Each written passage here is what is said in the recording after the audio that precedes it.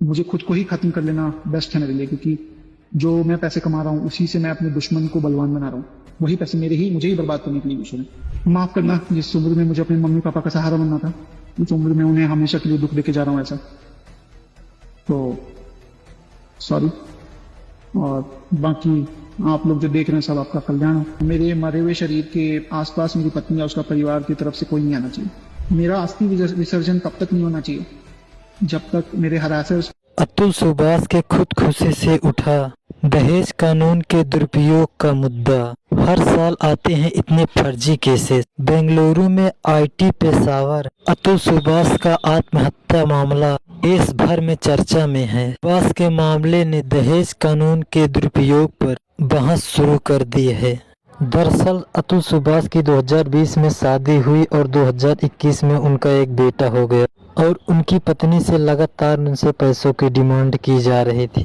उनकी पत्नी कोई भी पूजा कोई त्योहार पर 6 साड़ियां और गोल्डन चेन की डिमांड करती थी और यहाँ तक कि अपने भाइयों को 20 लाख रुपए दिलवाकर सुभाष से पैसे और धंधा चालू करवाया था। और जब 2022 में सुभाष ने पैसे देने से इनकार करने लगे कि बस अब मैं पैसा नहीं दे पाऊंगा, तब उनकी पत्नी की तरफ से दोस्तों धमकियां आने लगी कि अगर पैसे नहीं दोगे तो तुम्हें फंसा दूंगा मैं केस में। और उनके ऊपर उनकी ड्यूटी बेंगलुरु में थी, लेकिन जाकर उनकी पत्नी ने जौनपुर में केस कर दिए ताकि ये परेशान रहे। 2 साल के अंदर इन्होंने 50 बार जौनपुर की कोर्ट में गए हैं। इनकी पत्नी ने इनके ऊपर कुल 9 मामलों में केस दर्ज करवाया था। दोस्तों, जिस तरीके से दहेज प्रथा के फर्जी मामले दर्ज हो रहे हैं, हमारी कानून व्यवस्था की धज्जियां उड़ाई जा रही हैं। सुभाष ने अपनी आत्महत्या कर ली।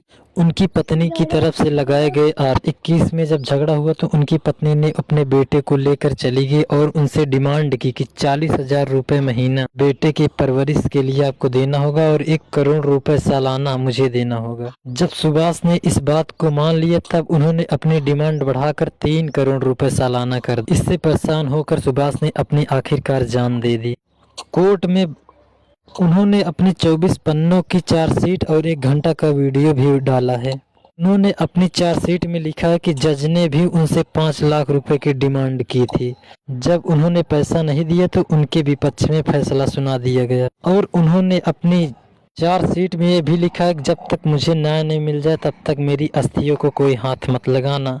और कहा उन्होंने, अगर मुझे न्याय न मिले तो मेरी अस्थि कोर्ट के बाहर किसी गटर में फेंक देना। दोस्तों, जिस तरीके से दहेज प्रथा के फर्जी केसेस चल रहे हैं, सरकार इसकी जांच पड़ताल करके इस पे भी कोई कानून बनाए। सुभाष की सास ने उन्हें धमकी दी थी कि अगर तुझे कुछ हो जाएगा तो तेरे माँ बाप को भी मैं घसीट दूंगी। हमारे सिस्टम की धज्जियां उड़ाई जा रही हैं। दोस्तों, यह घटना से अगर आपको दिल को छू जाए तो वीडियो को शेयर जरूर कर देना।